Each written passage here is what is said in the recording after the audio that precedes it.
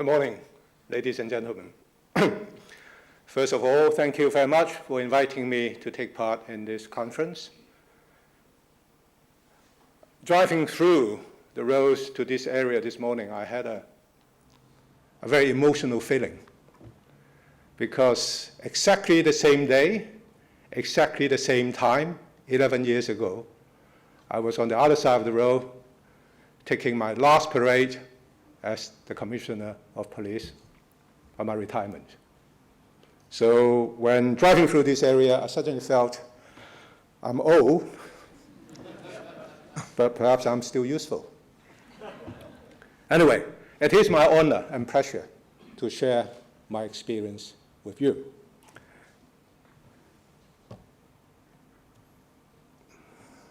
As a policeman, my first encounter of disaster was in middle of 1973.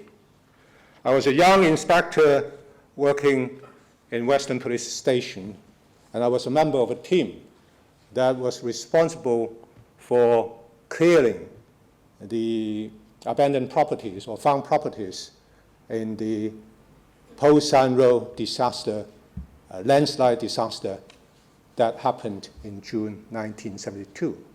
I didn't take part in the rescue operation because I didn't join the police yet. But a year later, I dealt with the properties found in the disaster, and the impact was still there. And I could feel how sad, how chaotic it was during the incident. In fact, throughout my career in the police, I had on many occasions and at different levels dealt with disasters and major incidents that required the mobilization of many government departments and agents and volunteers.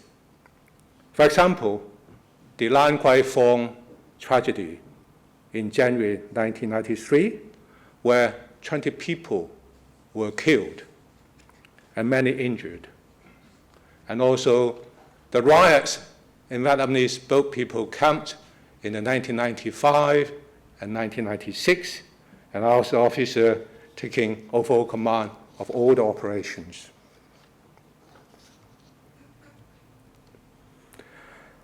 I was the Assistant Commissioner of Police commanding the Disaster Victims Identification Unit in the Galley Building fire in 1996, where over 40 people were killed, again, many injured.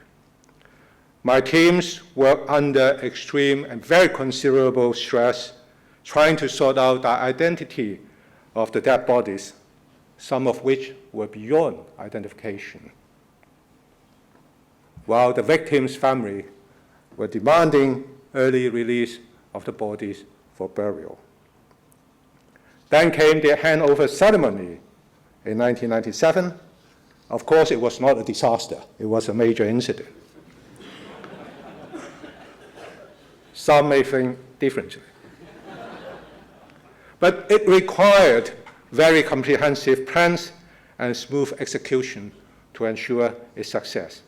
And I was the officer in charge of planning all the security operation on that occasion. March 2003, during the outbreak of SARS in Hong Kong, I was involved in directing the evacuation of Block E of Amoy Gardens.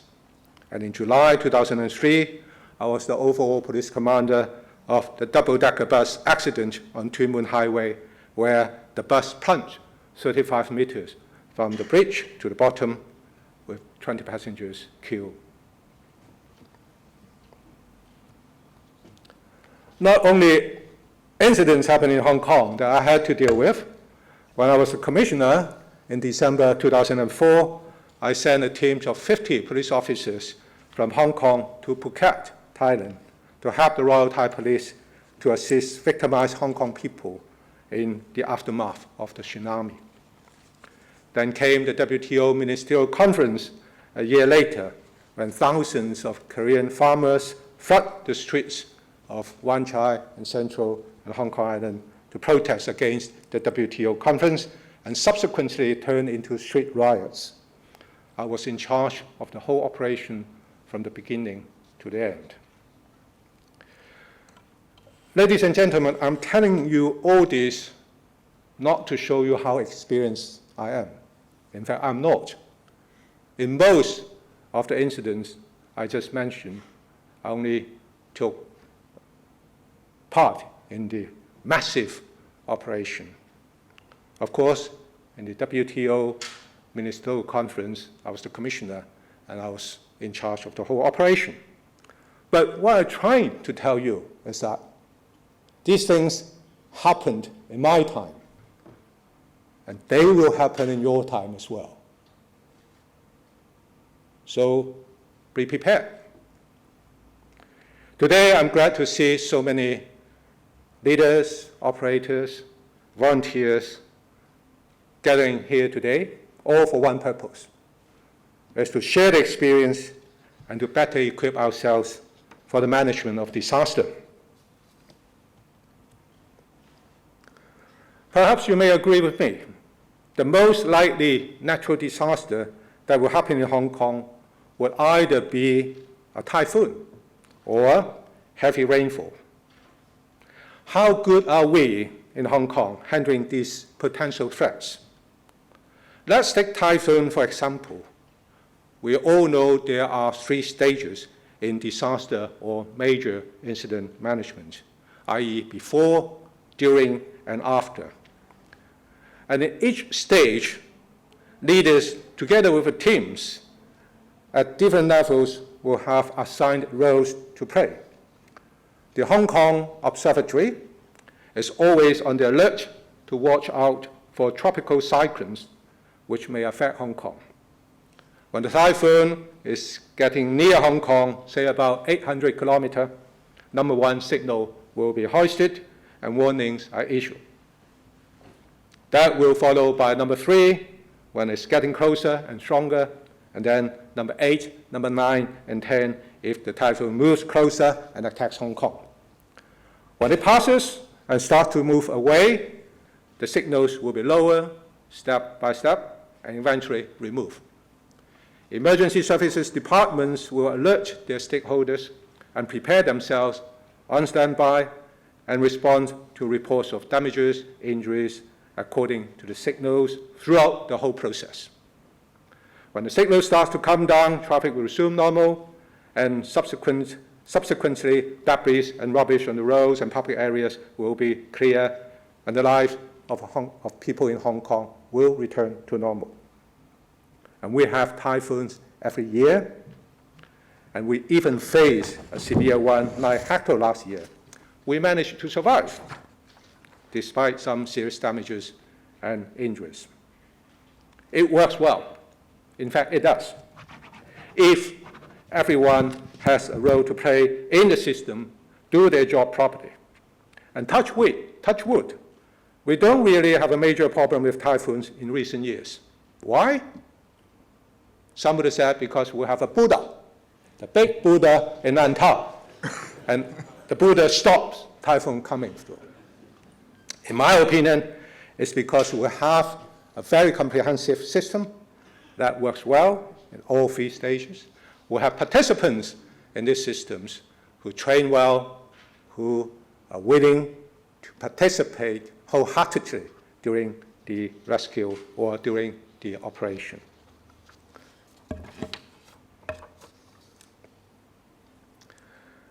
That preparedness, response, and recovery are essential in the 3 stages of management of disaster. It can, in fact, also be used as a model for the management of major incidents. What I want to do next is to show you a short video, which is a collection of news footage of the WTO Ministerial Conference held in Hong Kong in December 2005. I was the Commissioner of Police, and I was the overall commander of the whole operation from the beginning to the end. I want to share with you how I, together with my colleagues in the Hong Kong Police and other government departments and agencies, prepare for the incident, respond to the disturbances caused by the protesters and subsequently help Hong Kong return to normal. I will also point out what leaders should do at each of the 3 stages.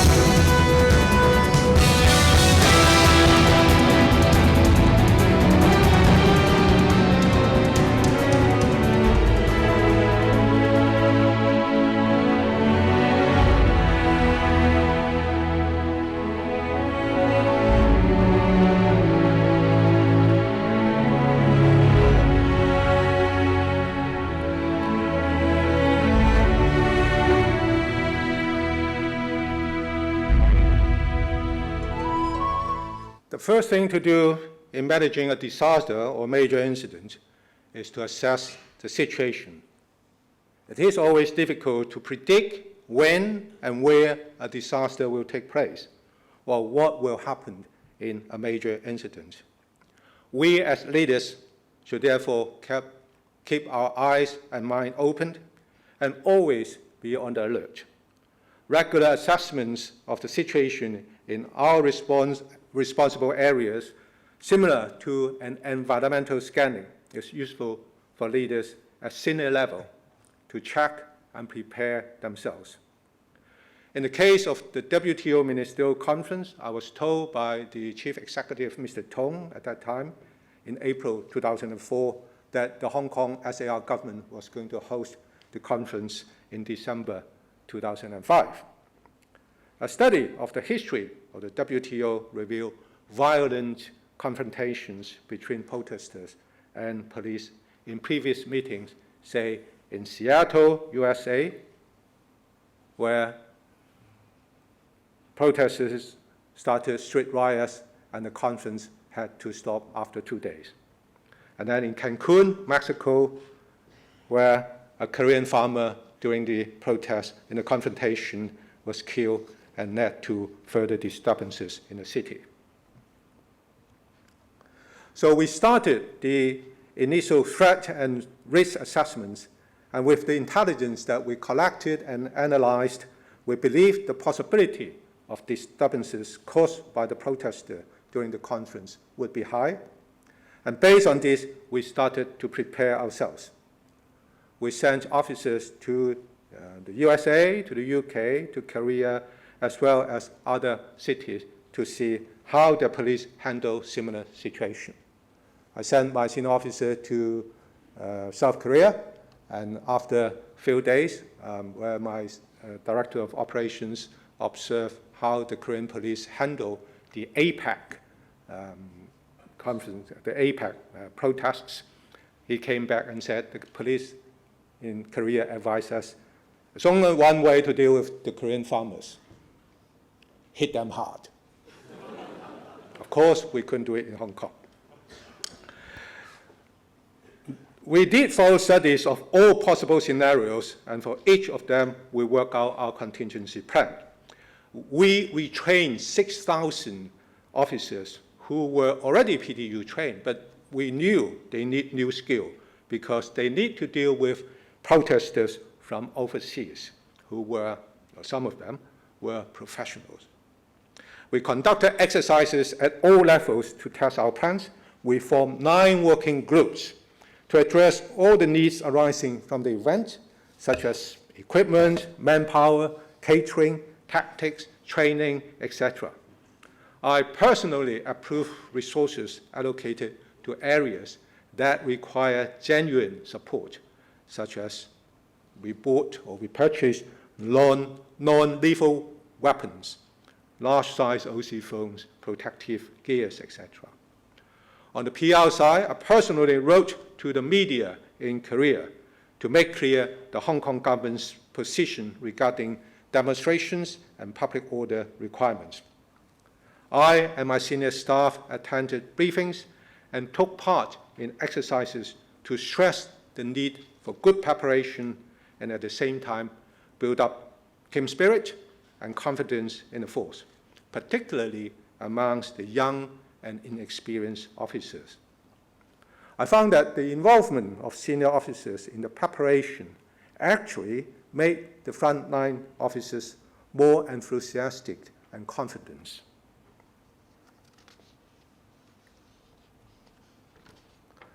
Then came the conference. We had 3,000 Korean farmers who arrived in Hong Kong with several hundred anti-globalization protesters from other parts of the world. What they did subsequently had already been shown on the video. Right at the beginning, they had very peaceful, orderly demonstrations and protests, and gradually they step up their pressure and then turned into street riots, and they wanted to rush into the venue of the conference to stop the conference, the process of the conference.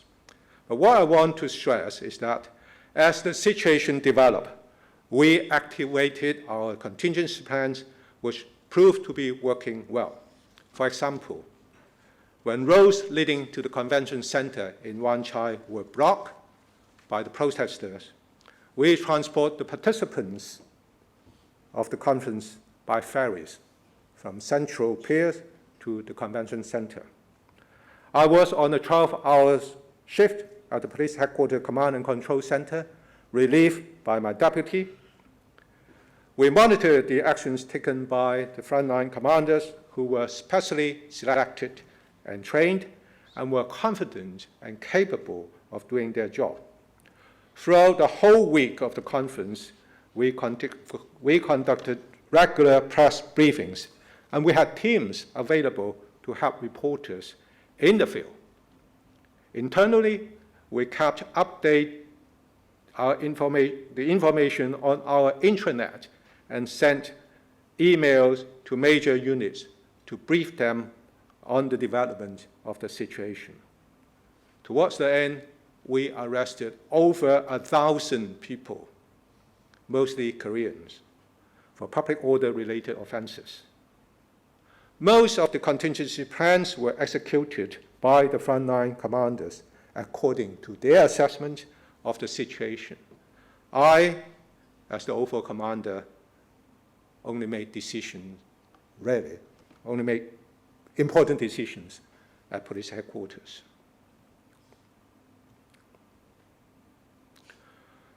On Friday, the 18th of December 2005, after rounding up most of the suspected rioters, I hosted a press conference to declare the situation was under control and life would soon return to normal. But we still have 1,000 suspects awaiting process. To ensure these suspected rioters would not cause any further trouble during the arrest, I personally went to meet their representative and warned them. With the assistance of the Korean consulate in Hong Kong, I went to meet the four representatives in a hotel room in Wan Chai. When I arrived there, they all smiled at me and say, okay, enough is enough. We are not going to cause you trouble anymore. Let us go. And I said, I come here to tell you that my men and women are going to arrest you all. And they were shocked. And then one stood up and said, in that case, let's have a bloodshed. And I said, okay, I'll give you 30 minutes. In 30 minutes, my troop will move in and we'll start the arrest. If you resist, then I will use force. But if you surrender, then I guarantee none of my officers will abuse you. So after 30 minutes, of course I left. After 30 minutes, my staff phoned me back and said, boss, wait, they are still discussing. After another 30 minutes, close to midnight, my staff called me and said, look, they won't surrender, but they would not resist if we arrest them. So starting from midnight, we started the arresting process. It took us over 10 hours to properly arrest the 1,000 people one by one and send them to various detention centers. In the meantime, the chief executive and I went out to meet frontline troops to thank them. Investigations were conducted on the arrested persons' involvement, and subsequently we had evidence to charge 28 of them to court.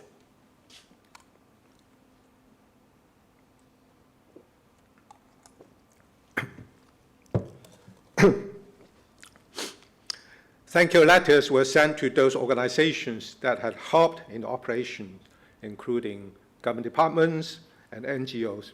And I personally went to each unit in the force to thank the officers. The whole operation was like a textbook exercise. Preparation, execution, and recovery were done according to plans at all three stages, i.e. before, during, and after. Although the WTO Ministerial Conference was a major incident, the management of it was very similar to dealing with a disaster. In my personal opinion, senior leaders of a disaster management team must be visionary and proactive. They must be able to assess the situation and plan for future actions. Leaders must also be seen to be leading, taking part in exercises and training, and regular meetings with frontline staff will help them understand their troops and at the same time establish trust and confidence. If leaders are enthusiastic, so will their followers. No one knows everything. Leaders must learn and take advice, particularly advice from experts. But we must also bear in mind that decision-making is the responsibility of the leader and no one else. Leaders in disaster management must therefore be courageous, decisive, and responsible. After all, that's what a leader is for. Whilst the recovery is in progress, we should also find out what, or perhaps who, caused the troubles, and take follow-up actions and remedial measures. Lessons learned could help prevent or minimize problems in the future.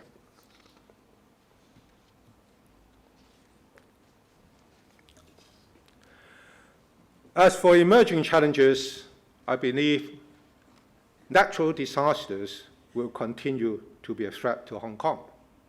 Although we have been doing well in terms of preparedness, response, and recovery so far, we must not be complacent. Our systems must be regularly updated, contingency plans must be reviewed and renewed, and responsible staff and agents must be identified, trained, and motivated. But political situations in Hong Kong and the world are changing rapidly. Politically motivated incidents in the form of mass public order events or even disturbances can never be ruled out. Likewise, terrorist-related incidents could also take place here in Hong Kong, which is an international city. The present threat of terrorist attack, according to the police assessment, remains at moderate level, but it could change. Thus, close monitoring, including intelligence collecting and analysis, is essential. Still in the political arena is resources allocation for preparedness. The current situation in LegCo is not ideal, and allocation of funds for equipment, facilities, and training, etc., may not be that smooth. The Secretary for Security, John Lee, earlier said, when you have problem with resources, go to him. That's correct. As a senior leader, that would be his responsibility to make sure the LegCo approve funds for exercise for preparedness. New technology would be very useful as modernized equipment and software could help in terms of data collecting and analysis, etc. But with the popularity of social media information circulated thereat, will continue to be a challenge. Inaccurate, fake, and even malicious information will snowball in seconds. And it's extremely difficult for us to respond. As senior leader, we may need a special group of experts to monitor the situation and address the problem on around-the-clock basis, as fixed-time press briefings may no longer be the best way to deal with it, unless you want to use President Donald Trump's tactics and keep saying that fake, fake, fake, and fake. We have been relying on technology very heavily these days. And I warn you, a major failure in our IT system is itself a disaster. So you have to keep a very close watch on this. The media will continue to keep a close watch on what we do or what we fail to do in a disaster. Close liaison with the media is essential, but more proactive method may be necessary. For example, we may consider forming media liaison teams to work side by side with the press to facilitate their needs and requests, and at the same time monitor their movement and motive. Ladies and gentlemen, disasters could occur anytime, anywhere, in any form. They could be natural, human-made, or purely accidental. Some can be predicted and prevented. Some will never, ever give any indications. But as leaders, we must be proactive. Regular assessment of the situation in the form of environmental scanning and risk assessment is a must. Training, exercise, equipment, and readiness of response teams should be maintained. There may not be contingency plans for everything, but experienced leaders with vision, courage, and flexibility would be able to lead their teams to respond, if not prevent, to any situation and minimize the damages. Ladies and gentlemen, thank you very much for your attention, and I wish you a very constructive conference today, and also Happy New Year. Thank you.